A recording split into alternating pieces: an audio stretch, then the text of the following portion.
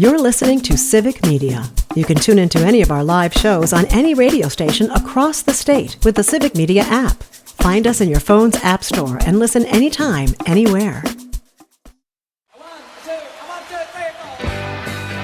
Broadcasting live from the Civic Media Studios in Green Bay, this is Nite Lite with Pete Schwaba, your inside source on everything entertainment from Wisconsin to Hollywood.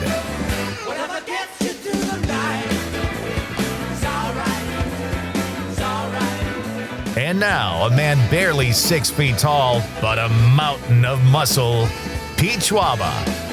Welcome to Nite Lite, everybody. Great to have you with me. It's Tuesday night, folks. Right smack dab in the middle of summer, a gorgeous night throughout the state of Wisconsin. Hope you're having a great day. Whatever your day was like, I hope it has led you here and that we can, if you need some picking up, I hope we can pick you up. And if you just need a nice transition into the evening, I hope we can do that too. Wherever you're listening in our beautiful state, welcome to Nite Lite. Conrad Krieger is in Green Bay running the board. I am in Madison again. I will be here all week. Always fun to do the show from Civic Media headquarters, as it is from our amazing station in Green Bay. Conrad, how are you tonight? I am fantastic. And as you can see, what is that hat? I can't see that through the stream. I was just about to say, it's a Milwaukee Brewers hat. Because I'm celebrating 11 straight and now the first place in all of baseball. You think they can keep that up? Oh, yeah. They're hot. 11 in a row? You think they can keep that up? 12 in a row tonight, 13 in a row tomorrow. Okay. I'm thinking about just sweeps all around the board, you know?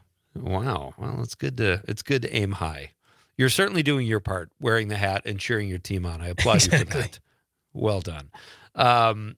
Hey, this is a fun show tonight, folks. As I mentioned, I'm in Madison tonight. That means Aaron Zommers, as he is always such a champ, helping me out, get set up here. Aaron, how you doing, buddy? Doing well. It's always good to be here. It's always great to have you. And you move the mic and the picture. Conrad, does it look different tonight? It does. I don't think I have a best side, but I like turning this way better. So Aaron is on it. I asked him. He came through, and we're partying tonight, right, Aaron? I don't know. I guess you could say that. Conrad, it's probably a 2-hour drive. If you got in the car right now, well, that really wouldn't work, would it? But I don't think so. Dude, you can make it. Do you think if Conrad got in the car at 8:00 and went to wherever we're hanging out, he could make it there and we'd still be there?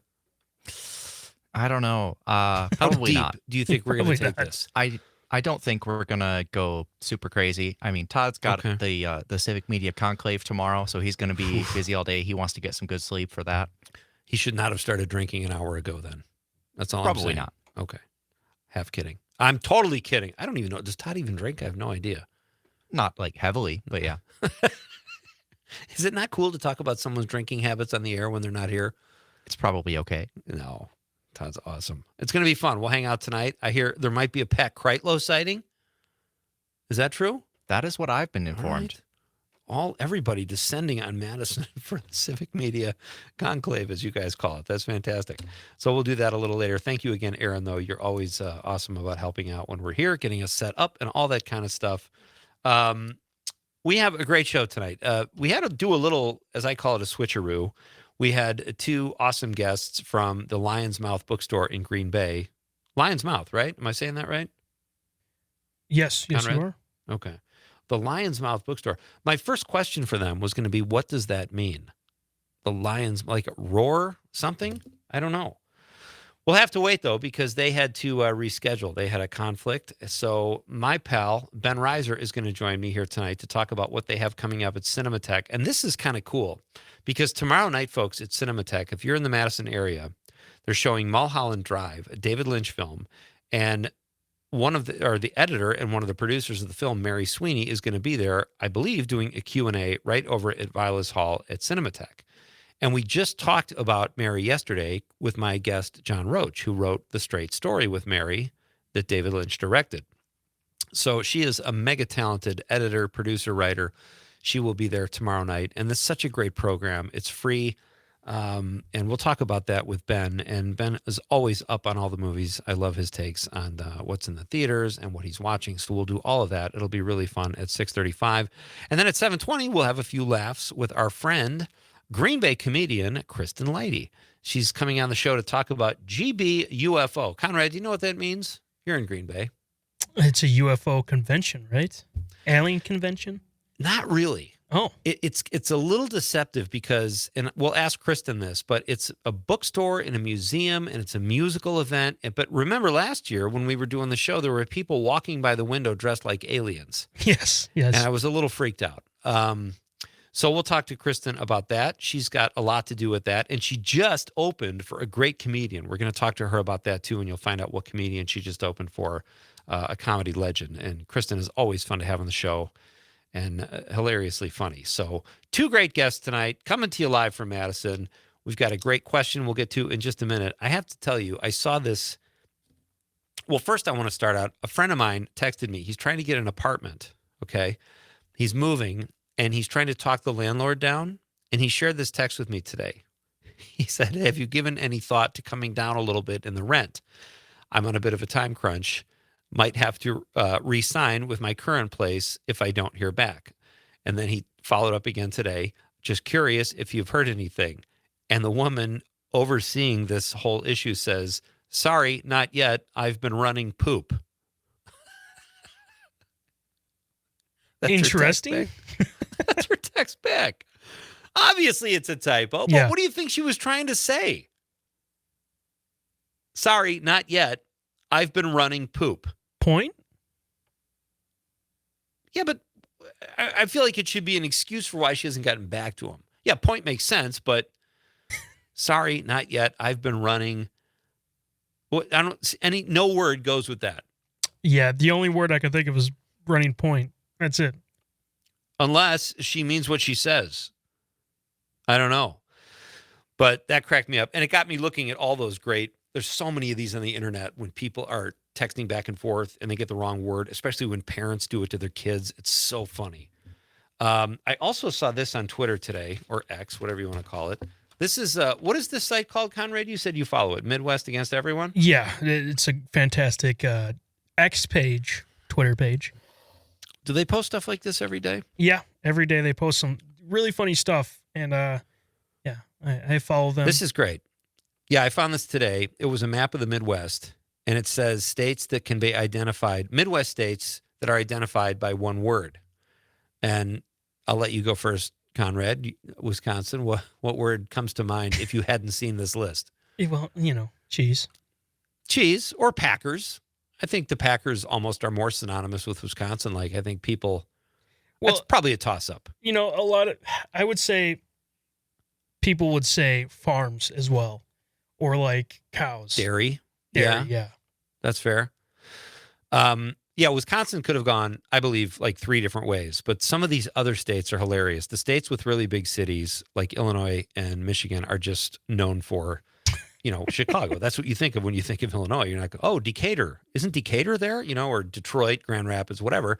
It's Chicago. When people think of Illinois, they think of Chicago. People think of Michigan, they think of Detroit. Ohio was weird. I didn't know this. Spaghetti with chili. I believe that's Skyline chili. And Skyline chili offers those long noodles with Ohio. chili. That's right.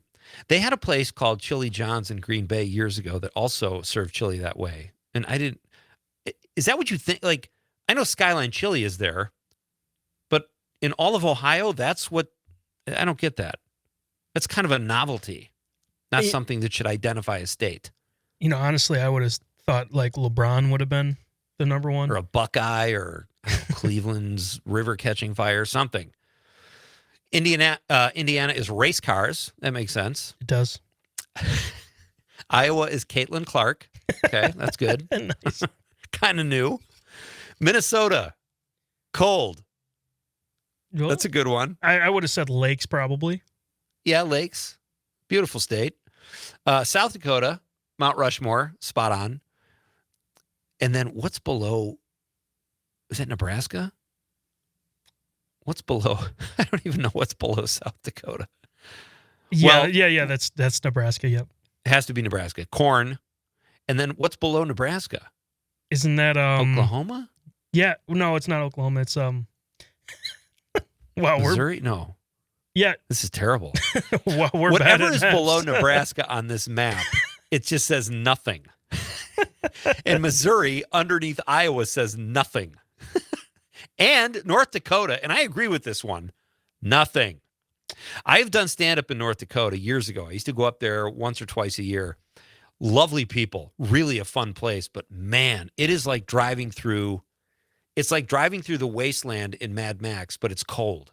So you don't even get the warm air. I kind of agree with that. South Dakota is not much better, but it's a little better, a little greener. I don't know. Will you please find out what is below Nebraska? It's Kansas. Really bothering me. Kansas, yes, of course. So nothing for Kansas. I really like, this is funny. If you just scroll through some of the comments, they do got some more, like, some people posted what they thought.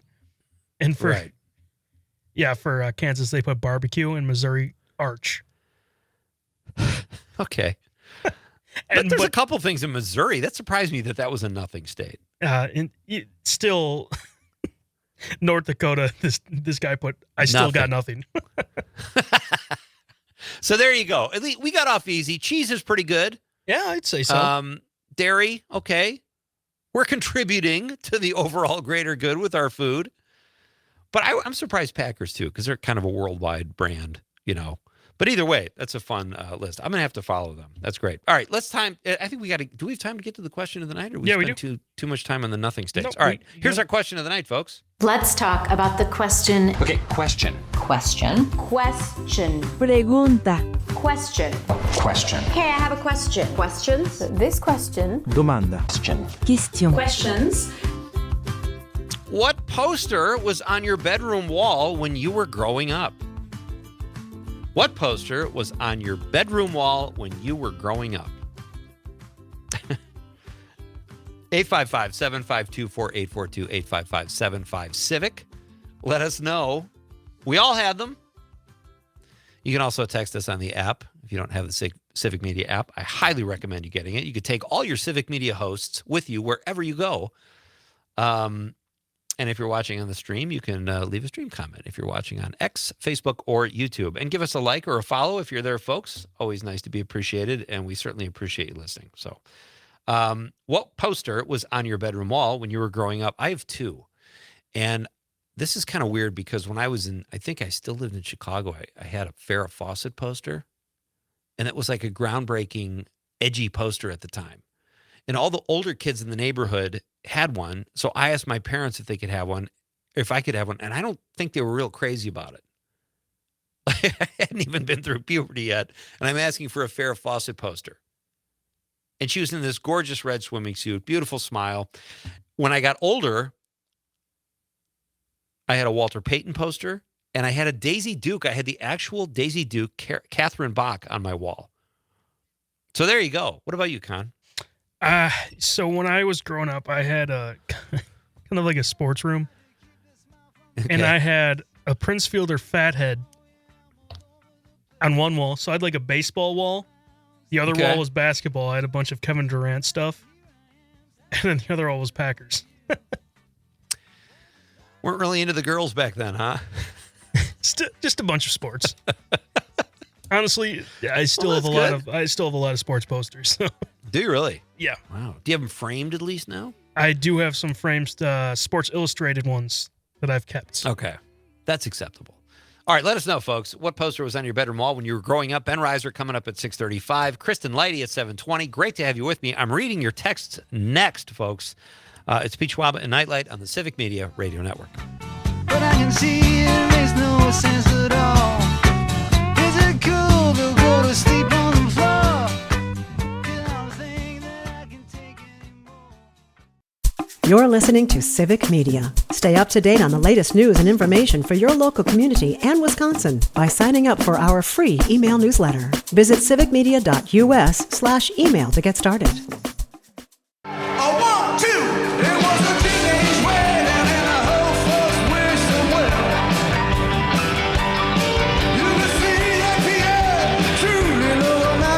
Welcome back.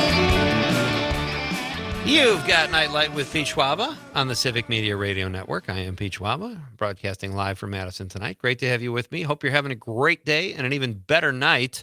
Our question of the day, what celebrity poster was on your bedroom wall growing up? 855-752-4842, 855-75-CIVIC. So you had sports posters. I had one sports poster. I had Walter Payton, and then I had Catherine Bach, who was Daisy Duke, and Farrah Fawcett. Before I even really knew, I knew she was visually appealing, but I think I was even too young to really know why I had this poster on my wall. But let us know. Share some of yours, folks. We've got some great responses here. What do we do first, Con? Go to the social media, do you think? Yeah. Hey, how about Ozzy Osbourne dying? Yeah, it sucks. He passed away today. I got to tell you, whenever a celebrity dies that I wasn't really a huge fan of, and it's not like I was not a fan, but I just don't know. I knew he started Black Sabbath. I think he's the first person to die from Black Sabbath of all those guys. He was 76 years old, but I know Crazy Train. I know a few of his songs. I know he had a reality show, but I never was a big Ozzy Osbourne fan. And whenever a celebrity dies like that I didn't know a lot about, and I see all the tributes, I kind of feel left out. It's a weird feeling. I kind of want to be part of the team, but I just don't relate. So I'm doing my best. But if you're an Ozzy Osbourne fan, sorry for your loss. He was certainly an icon. And you got to have Crazy Train queued up at some point, I assume, Con. Right? Oh, yeah. Okay. Let's go to the social media responses for our question of the night. What poster was on your bedroom wall when you were growing up? Monica Hale says the Gap Band. Oh, that's a great one. You could have stopped right there, Monica. I love the Gap Band. Sylvester Stallone and Robert Hedges. I think it's pronounced Hayes. Correct me if I'm wrong. He was Epstein from Welcome Back, Kotter. She says had a crush on him. Wow. Gap Band, Sylvester Stallone, and Robert Hedges. I was not expecting those responses tonight. That's fantastic, Monica. Thank you. Heather Alba, probably a relation, right, Con? I think so. We'll have to go. We'll have to ask the team, man. She says Michael J. Fox and Brian Bloom. Who's Brian Bloom? Con? Orlando Bloom's dad? Sure, we all had a poster of the Bloom parents on our wall. I'm just kidding. I have no idea. No, I know you're kidding. Conrad says, oh, there you go. There's your Prince Fielder fathead. Yeah, it was pretty cool. Where did you get that picture? I just typed Did you have that picture? No, I just typed in Prince Fielder fathead.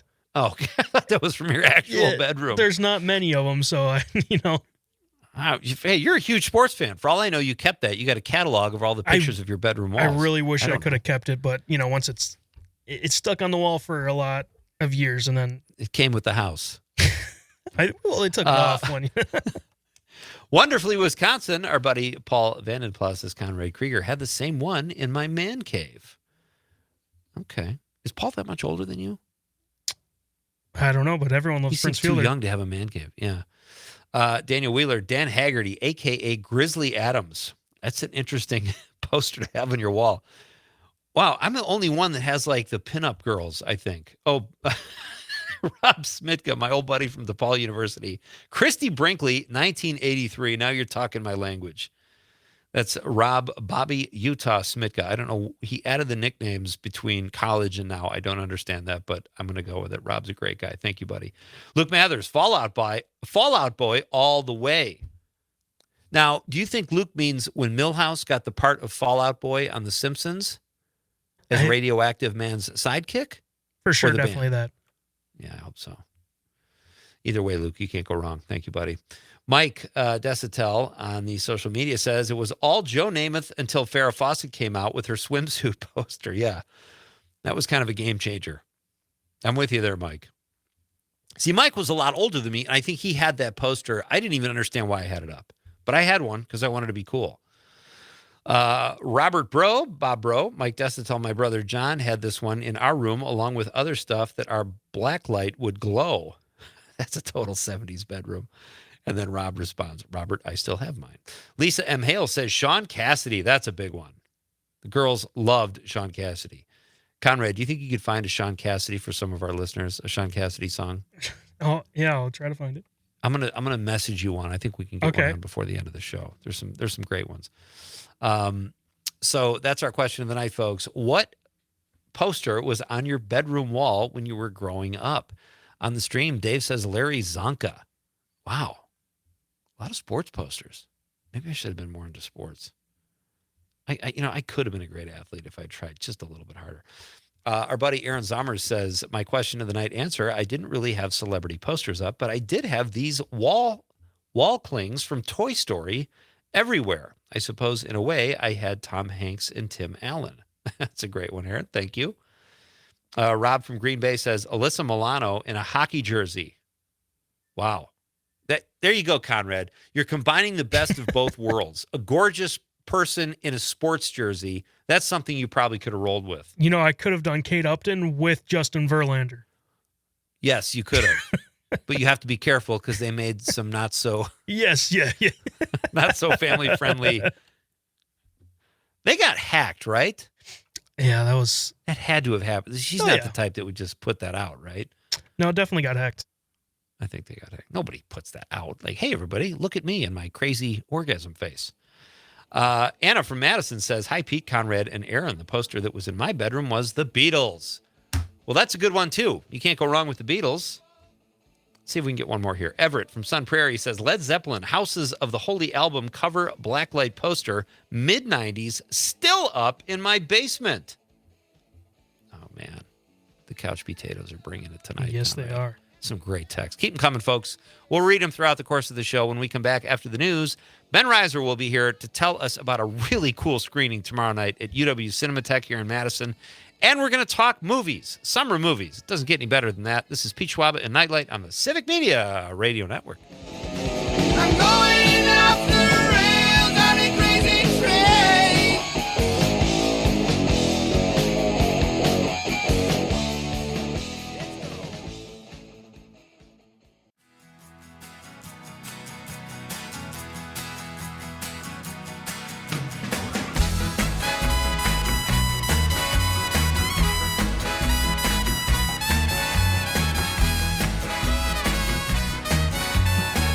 All right, we're back.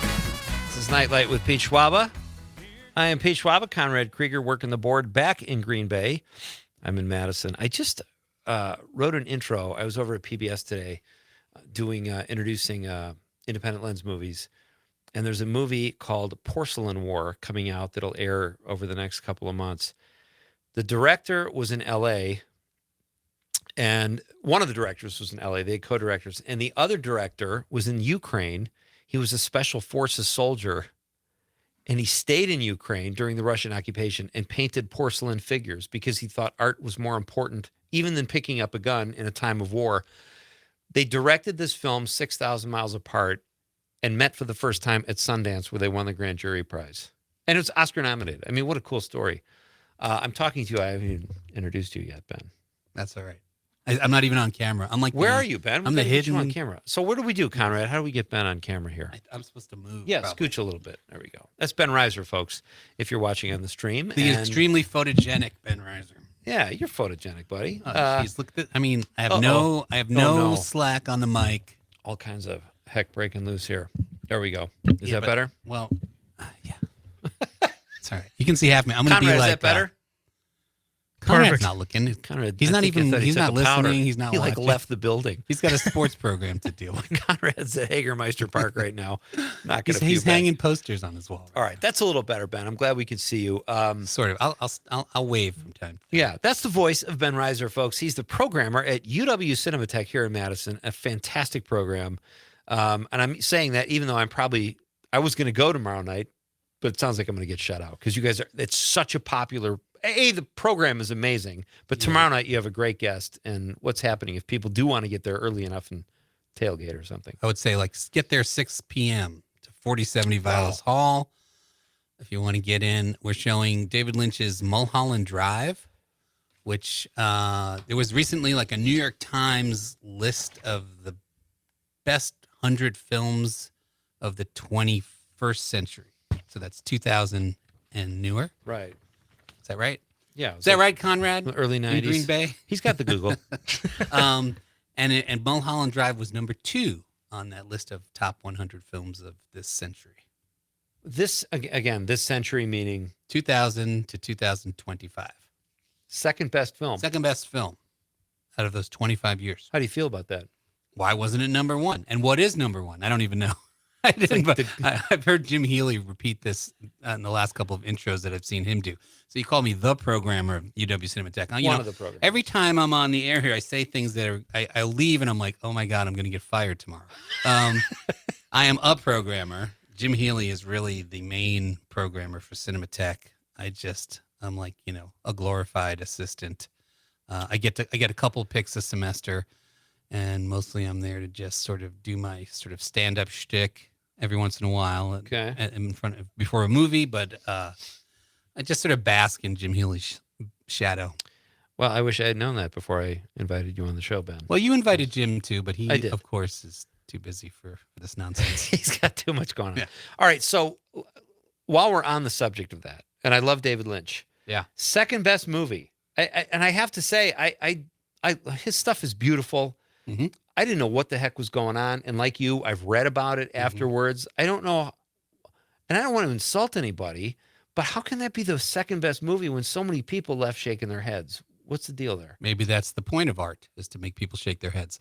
I don't know. But let me just say, it's a 35 millimeter print in case you're not already excited enough to see. Yeah, that's cool. It seems like every time we show a David Lynch film, even before he died, we had packed houses. But since his death, we showed Twin Peaks Fire Walk With Me at this year's film festival, and that sold out almost immediately. And we showed a program of some of his short films a few weeks ago, and our special guest that night was his partner in film, his editor for a long time, and his one-time wife, Mary Sweeney, was our guest, and she's coming back again tomorrow night to talk about Mulholland Drive, which she edited.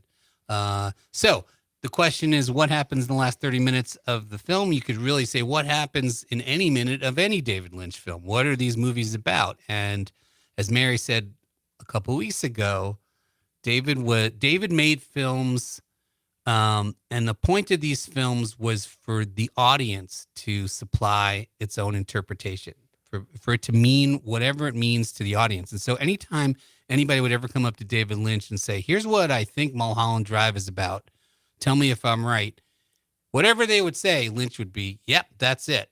And I don't think he was being a jerk about it. I think that was his point. I think that these things came from his dreams, from his subconscious, and he put them out there without thinking too much about them. I think they all have meaning for him. I think he knows what they mean for him, but I think his whole credo was, it's more important about what it means to everybody who watches this film more than what it means for me. Who cares what it means for me as a filmmaker? It's what it means for you. That's like so gutsy though, to do that, to say that. I mean, he was David Lynch already by the time he made Mulholland Drive, but Sure. So you can get away with that. But like, I can't even imagine giving an answer like that, like in a room with studio executives or producers or whatever.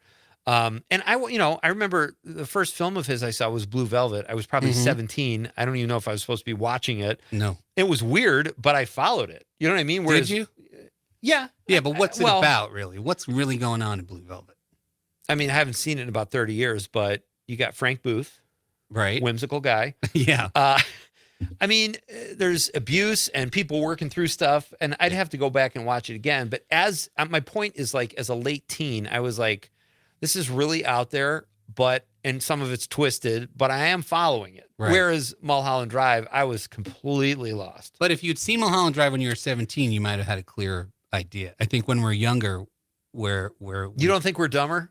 No, I think we're more open to like figuring things out and having a wider spectrum. Now, what was I going to say? Well, anyway, David Lynch, brilliant. Absolutely. And how exciting to have Mary Sweeney there too, because I just had her writing partner on The Straight Story on the show last night, John Roach. And I think it's fascinating to me that Mary Sweeney was an editor and became a writer-producer. And I'm not saying that's never happened before, but you don't see a lot of editor-producers. And director. She made a film. And director. She made a film called Baraboo, which is pretty good. And I've never understood that because editors are amazing storytellers. They have to be. Yeah. But it seems like very few cross over into that, whereas writers do more so. That's true. So that's interesting. That's true. There are a few directors scattered throughout history that started out as editors, but most of them weren't like established editors the way Mary was before they took the leap and became directors. My guest is Ben Reiser. He is an underling programmer. Yeah. Is that fair? Yes, underling programmer. But you're a serious contributor to Cinematheque and the Wisconsin Film Festival, and I love talking movies with Ben. He's here in the studio tonight. Now, let me just say one thing about Straight Story. Mary, because Mary talked about that the other night as well. That's exactly where I was going next. So good. Well done. Yes, absolutely. And she said that it was, because it's a film that's not like any other David Lynch film. Yeah. It was rated G. That's it was what's so put out by fascinating. Disney.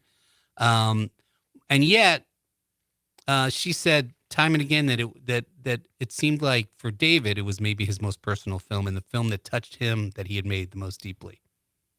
That's amazing. And when John was here last night, he said David Lynch being the director was probably enough to not have it be a G-rated film, which I thought was a great line. But I just rewatched it this weekend. It's going to be my classic movie pick of the week for New Wisco weekend. It is an absolutely marvelous movie.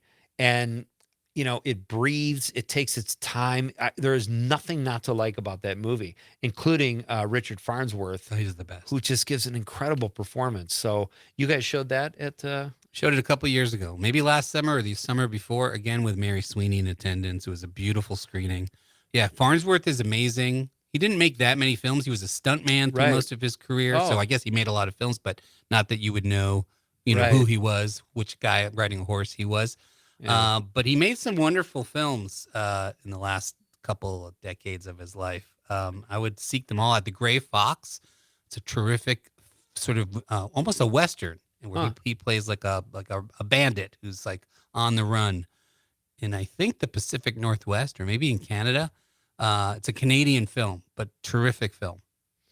So if you are planning on going to see Mulholland Drive tomorrow at Cinematheque, where it's free, even on a night like when you have Mary Sweeney there, right? What time should people get there? 6 o'clock? Yeah, and the movie starts at 7. We open doors around 6:25, 6:30. We might open them a little bit early. I only say this because a couple of weeks ago when we showed the short films of David Lynch, the theater was full basically by 6:15, 6:20. Wow. I think we opened it up a little early and people just poured in, and we had to turn away quite a few people.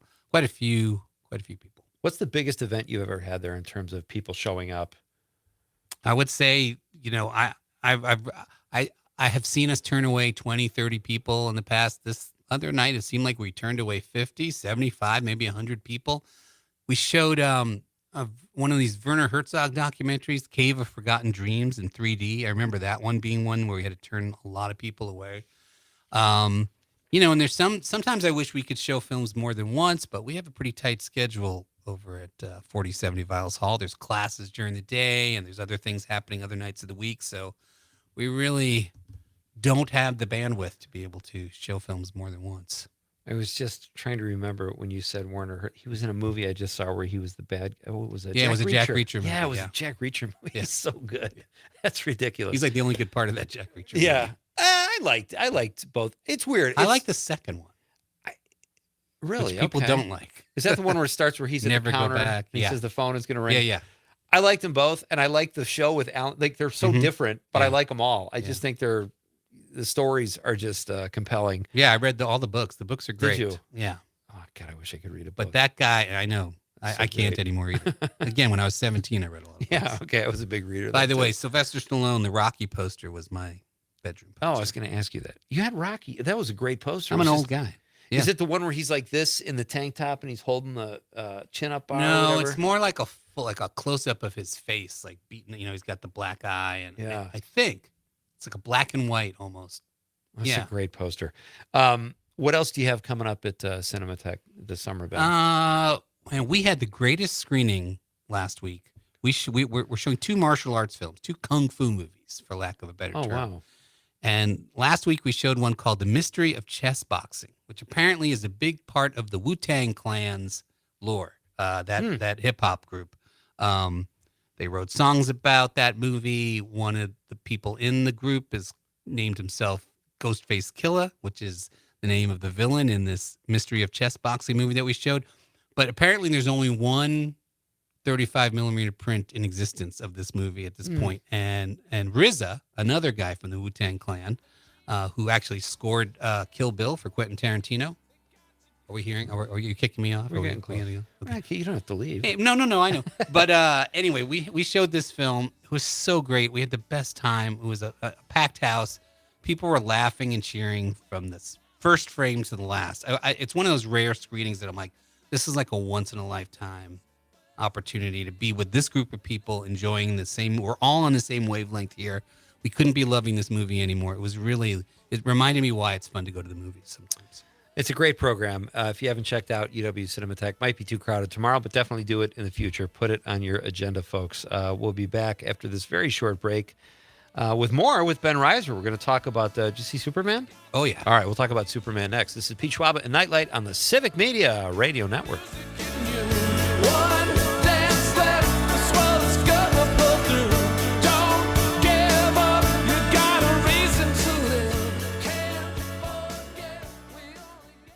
You're listening to Civic Media. Find the latest news, information, and archives of all your favorite shows on the Civic Media website, civicmedia.us.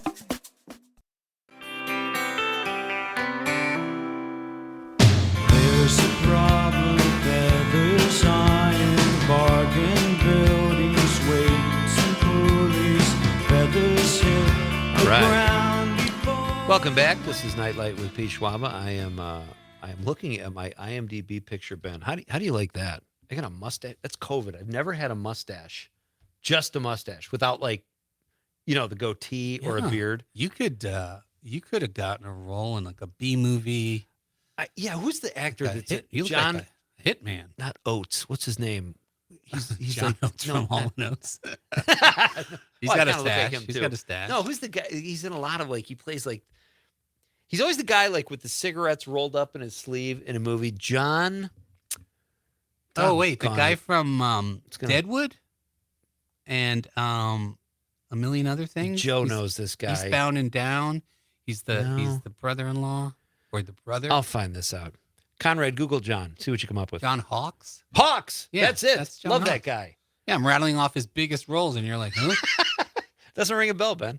But you're right. He's in that movie. He's in that movie with Jennifer Lawrence, where she's like a mountain Yeah. girl He always growing up in plays the Ozarks or whatever. I just rewatched something he was in. I just love that guy. I like looking at that guy. He's just got a great look. Yeah. Well, you got a great look in that picture. I look like. So you never got a Frank part. You didn't get a Zappa. part with that look. No, and everybody, my kids chat. Dad, what are you doing? What's with the mustache? man, I'm like, that's a I'm good horsing stash. around. I'm not getting any work anyway. And I like the longer I live in hair that's Marinette. kind of greased down. You look you look a little strung out. I should have a pack of cigarettes there we in go. my sleeve. If you, Yeah, if there's you look John on stream, Look at that. Okay. Can you put my Facebook picture up there next to him? you'll have to send me that again. I'll send it to you, buddy. I can make that happen. Ben's like, oh, Can you put up that Farrah Fawcett poster? I drove downtown for this. Yeah. Hey, let's talk about Ben. I want to ask you a couple more things about You want to talk about Narrow Margin? Narrow Margin. What do you and want? Gene Hackman. You guys are showing that. When is that? And how can people? That's it's got to be in a couple of weeks. We're winding down. Our last screening is August 1st, so it's got to be sometime between now and then. I think it's not. I think it's next Friday. Okay. I think it's a week from Friday. Now, how will that? If somebody wanted to go to that, are they fighting crowds? No. Okay. Come on in. Because there's no The weather's fine. Just come right on in. 6:30. But there's the doors no open. there's no Q&A. No. Okay. I'll answer questions after the movie if somebody wants. I'm hosting that night. I've seen the movie a that's couple fun. times recently because I had to write it up for our calendar. It's directed by Peter Hyams, who I think is, for a long time I was like, yeah, Peter Hyams, but he's underrated. I think he made one of my favorite 70s conspiracy thrillers, Capricorn 1. Oh.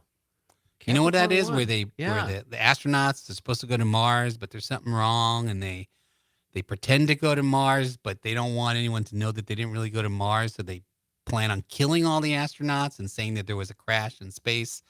I gotta watch that. I don't think I ever saw that. It stars James Brolin as one of the astronauts. Elliot Gould is a reporter who is uncovering this conspiracy, and also O.J. Simpson is one of the astronauts. Oh my gosh. It's a great, great thriller. It's a Simpson vehicle. Yeah. Yep. Okay. Yep. As is Naked Gun. All right, so let's pivot here because I'm curious. I'm kind of in the minority about a few films this summer. Okay. I'm taking the Reiser stance. All right. I did not love Superman. The parts I liked about it, I really liked, but I don't think it's a great movie. Yeah, I don't know that it's a great movie either, but it's a good movie or good enough. First of all, I went to see it they're showing it once a day in IMAX 3D. And I was like, well, okay. That's cool. If it's available, I'll do it. I mean, not for most movies, but like Superman, sure, I'll do 3D and IMAX for sure because the screen is brighter and bigger. So I get there and it's a Monday afternoon. There's like 15 people in the theater. I got a seat in the center, but all the way towards the back. I get there and there's a guy sitting not right next to me, but one seat over. He looks like he's at least as old as me, maybe 60, maybe older. He's in a full Superman costume with the cape and everything, and he's by himself. This guy's come to a movie on a Monday afternoon by himself, dressed from head to toe as Superman. And which I was like, okay, I want to be careful with this guy, but cool, right on, dude, whatever floats your boat.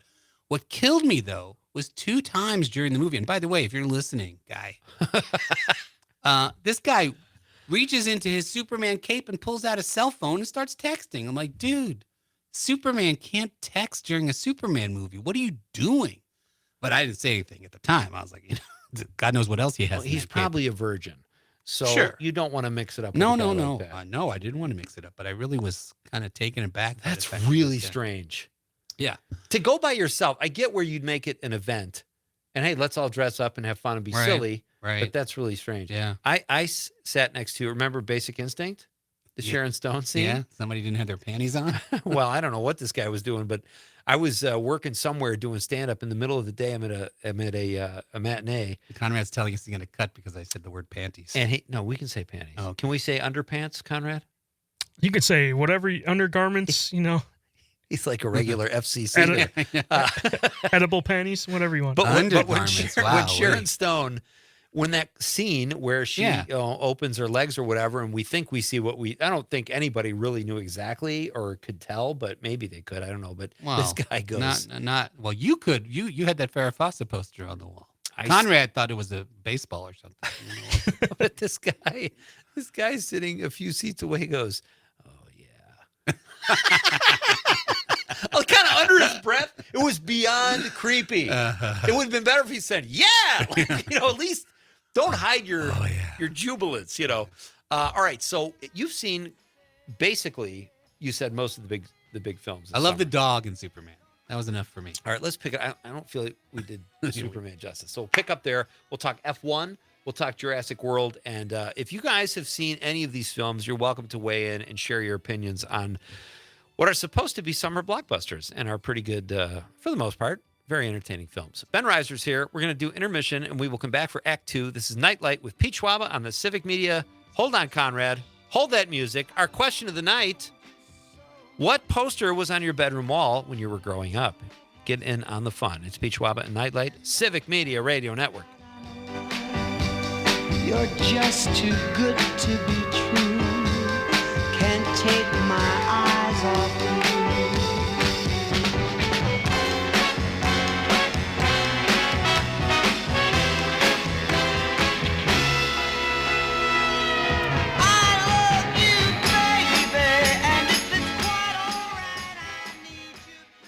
The national news cycle never stops, but it can be hard to find news about your local community. Civic Media is dedicated to providing quality local and state news coverage across Wisconsin. With the Civic Media app, you can get notifications about local stories that matter to you and your community. Find the free Civic Media app in your phone's app store and choose notifications from the menu to tell us what kind of news you want to hear about.